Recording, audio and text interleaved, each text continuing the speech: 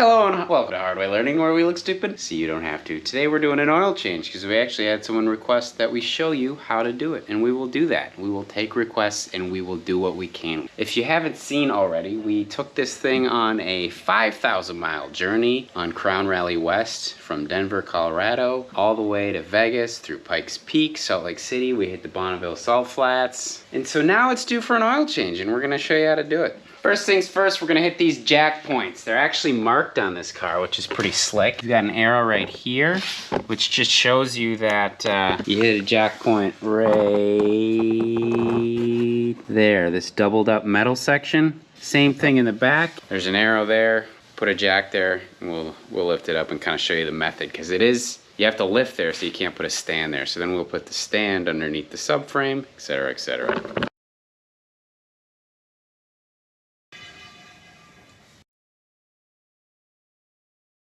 So now that you have all four corners up, what you can do is then jack from the dog bone, get it a little higher. So now you can move those jack stands to the proper jack point.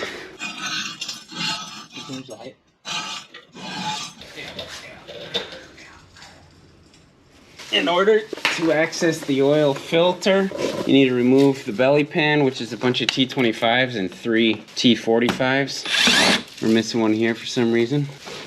Actually, I didn't need to do that one. This.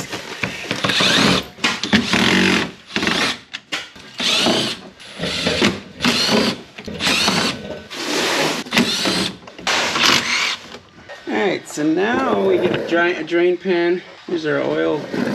Here's our oil drain plug. There's a T45. Alright, before you loosen the drain plug, make sure you have your drain pan open so that it doesn't overflow. Righty tighty, lefty loosey. Oh. And that motherfucker's really tighten the of that. Is it? Yeah. You able to get it? Yeah. It was just way tighter. And then in order to get it to not little sploochy thing, what you want to do is pull the dipstick tube, or the dipstick out of the dipstick tube so that it has some non-back pressure. Dan, can you pull the dipstick tube, or the dipstick out of the dipstick tube? There we go. Nice, smooth flow. That is dark. Yeah? That has seen some ish.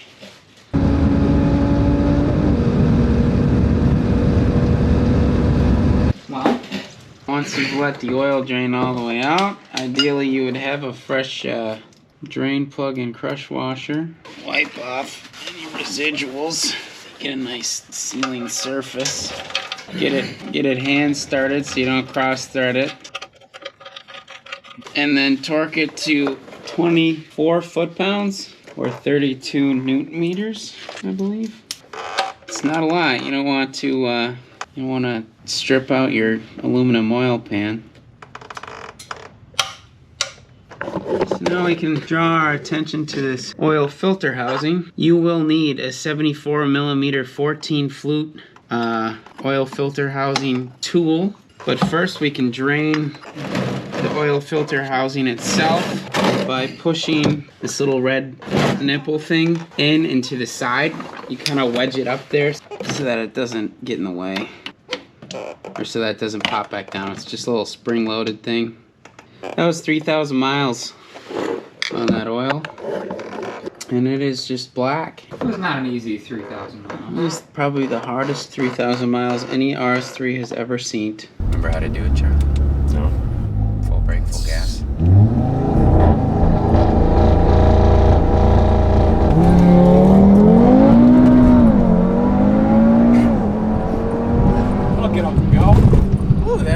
Spin going on there. Hank Iros is gonna pop in the chat. And Daddy Hank is on to bigger and better things now. R8's his twin 5-cylinder car project. Alright, the RS3 holds 7.5 quarts of oil, Stock oil is 5W30. You want to make sure it's 502 or 504 VW compliant. This is a built motor with a hybrid turbo, so what all the fast guys have been running is 540. We noticed less oil consumption with 540, so we're sticking to it. Now once you get that mostly drained out, you leave this off, so it's held above. You get your 74 Flute or their scooter. Close the little drain and hope the last guy didn't white knuckle this baby on. Alright, let's pull that down. Now there is a gasket right here that you can pull out with the pliers. You should replace that every time you do your oil change as well. Most kits come with them, or the filters come with them. So we'll let that drain out and then replace the O-ring, put it back in and fill it from the top. So now that we have a new filter on the bottom with a new O-ring and a new drain plug with a new crush washer, we can go ahead and fill the engine back up with oil. She takes 7.5 quarts, I think. Nothing but the finest for this machine. Liquid moly. Looks like Mountain Dew when you put it in. Looks like fresh coffee when you take it out. You got a sharp knife you can puncture this bad boy with. We can get rid of the ugly glugs. Oh, baby.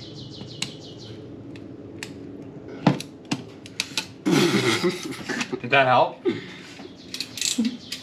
Gloves. Glugging. Oh God. Get a towel. Oh my goodness. Certainly backfired on myself. Trading in the Ugga Duggas for Ugga Gluggas. Glugga chuggas. We could have used a funnel, but no! We're dumb. We're dumb and we're done. Really? We're gonna run 4 quarts of oil? We're done. Alright. Let's see what happens. What's the worst that could happen? It's like pulling 4 spark plugs out of your engine that are totally mangled and gone, putting 5 fresh spark plugs in, and just sending it.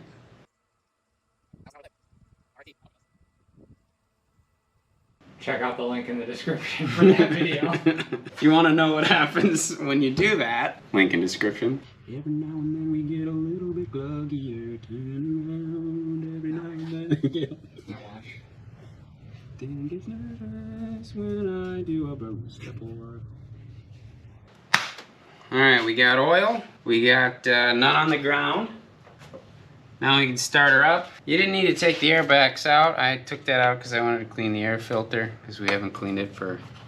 But we will start her up, let her get warm, and then check the level, and we'll try to fill it just past full because the belt motor consumes a little bit of oil.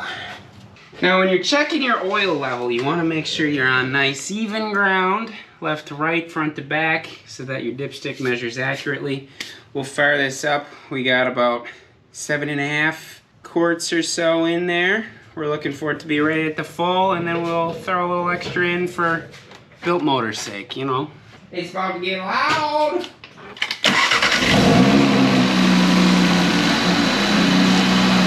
Alright kids, now we'll take a fresh ragarino, wipe it off, put her back in, and then you see that it is full. Very good. We'll add a little extra for posterity's sake. And send her on her way. Check it every 1,000 miles or so. And that's how you change the oil on a 2018 Audi RS3, 2.5 liter, and you're good to go.